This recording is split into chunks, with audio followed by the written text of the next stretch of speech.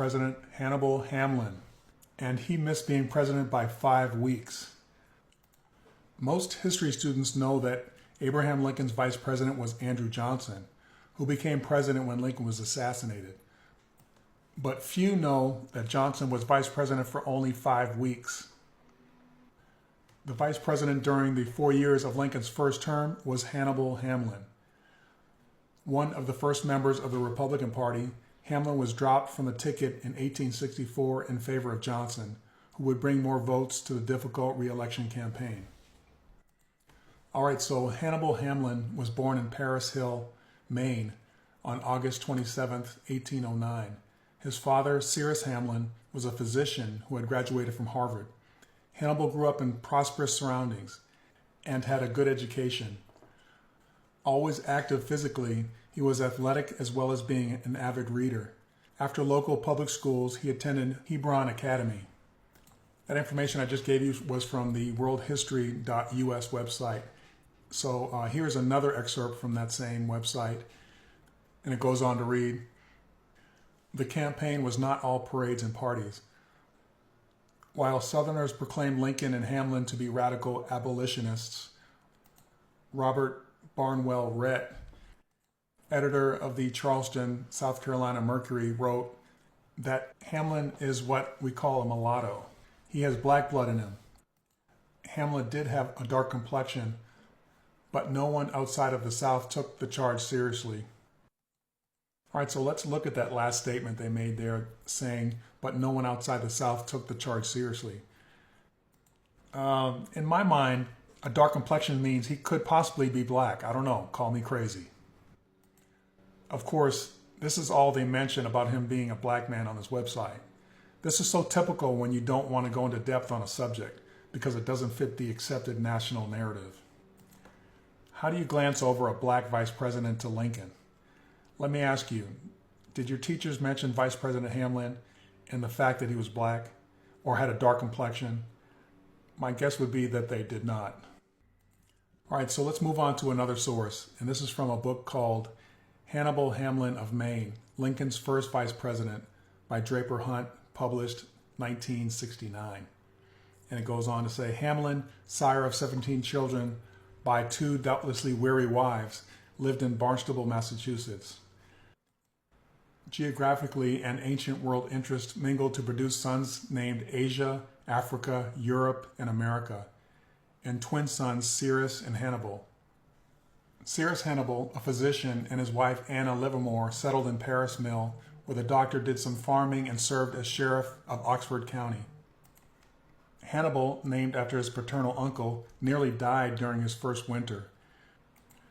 Tradition has an Indian princess and healer named Molly Ockett traveled through driving snow to save the baby with ointments, healing herbs, and a diet of cow's milk. And Dr. Hamlin was a pediatrician. Young Han grew up surrounded by forests, streams, and mountains and came to know them well. He grew up tall and muscular, with black hair and eyes and extremely swarthy complexion. Okay, so the first thing I noticed was the names given by Hannibal's father to his children. Okay, those names are names that a black man would give his kids.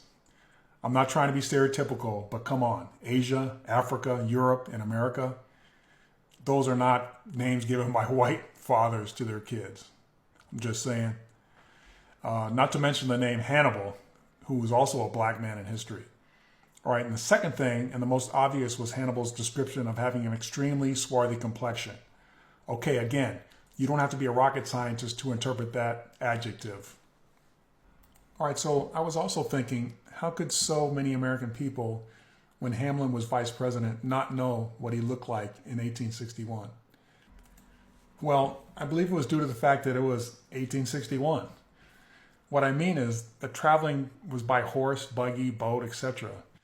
The first transcontinental railway was not completed until 1869, and I'm sure it wasn't the safest mode of travel at that point. So what I'm trying to say is, if Hamlin didn't travel to the majority of the U.S., people would have to rely on what newspapers reported. Also, the Civil War was started in 1861, So that's why you can see all the uproar in Southern newspapers about his dark complexion and Hannibal being called black or a nigger. All right, so let's look at some sources of evidence. And the first one is going to be from the Senate.gov website. And it goes on to read, during the campaign, both Lincoln and Hamlin considered it prudent to make no speeches. However, Hamlin assured Lincoln, while I have been silent, I have never been so busy through the press and by personal effort endeavoring to strengthen the weak points all along the line.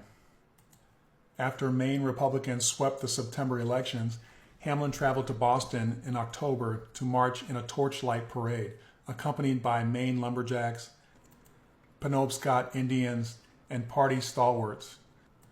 One of the favorite signs combined the ticket into a single name, Abra Hamlin Kun.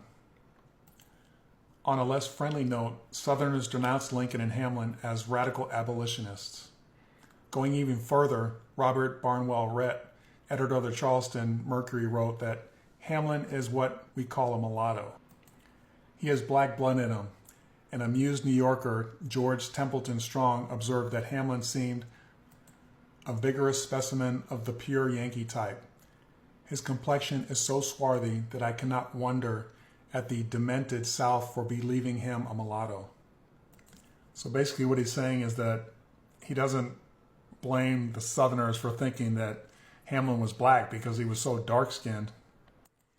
And again, let me point out that this information is on the Senate.gov website, okay, and it's talking about Hamlin being black.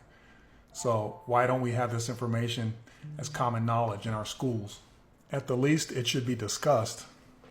All right, so my next piece of evidence is from a newspaper clipping from the Wichita Daily Eagle, dated July 15th, 1891. And as you can see there, it says, the name of Hannibal Hamlin recalls those medals issued during the campaign of 1860. They contained ambrotype portraits of the candidates. On most of them, Mr. Hamlin was given such a swarthy complexion that perhaps these very medals confirmed the belief in the lie industriously circulated in the South that one of his parents was a mulatto and that he was named in honor of the great Carthaginian to blazon his African descent before the world. At all events, thousands of people in the South actually believed that Lincoln and a nigger were the Republican candidates. Okay, so here's my thing. If these medals or these little ambrotype portraits of the candidates were being given out during the campaign of 1860, and Hamlin's complexion was very swarthy, the reason being is that his complexion actually was swarthy, so it makes sense. And you can see that through the evidence that I've given you and will give you in the next few minutes. What it does tell me is that there was a lot of misinformation going around back then, and this was right around the Civil War, so that's understandable. What's funny and ironic is that this misinformation is what I'm talking about with this whole subject, okay?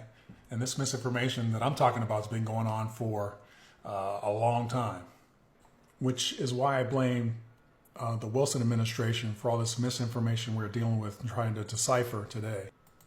All right, so let's move on to another source, and this is an excellent source. This one is from Indiana University Oakleaf Lincoln Collection Lilly Library. And what we're looking at right now is a compilation of essays compiled by William Cagle for the library in 1992.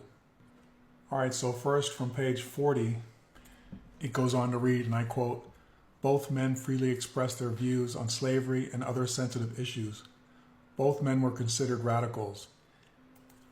They were opposed in the election of 1860 by 3 other sets of candidates.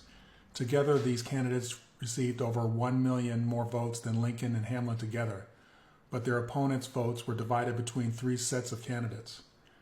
A History of the Presidential Elections, page 180. During the election, a rumor was spread that Hamlin had African blood due in part to his swarthy complexion. The Dictionary of American Biography, page 197.